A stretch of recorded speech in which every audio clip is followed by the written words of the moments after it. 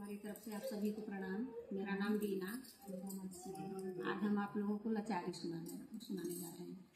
आशा है पसंद आएगा। शेयर करिएगा, लाइक करिएगा, सब्सक्राइब करिएगा। धन्यवाद। मोरे पीछे वरमा लगल बा डरामा, डरामा देखल जाबइये मोरे राजा, डरामा देखल जाबइये मोरे राजा।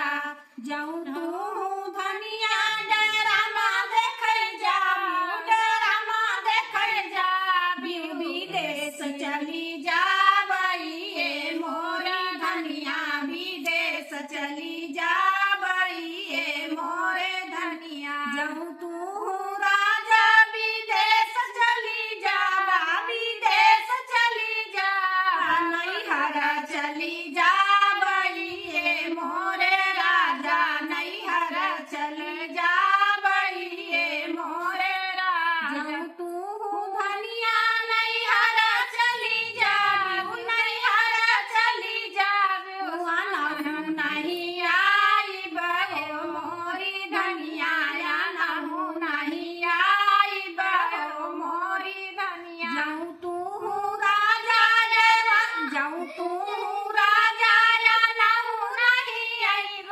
आनहु नहीं आइब, देवर के संगे आइबइये मोरे राजा, देवर के संगे आइबइये मोरे राजा।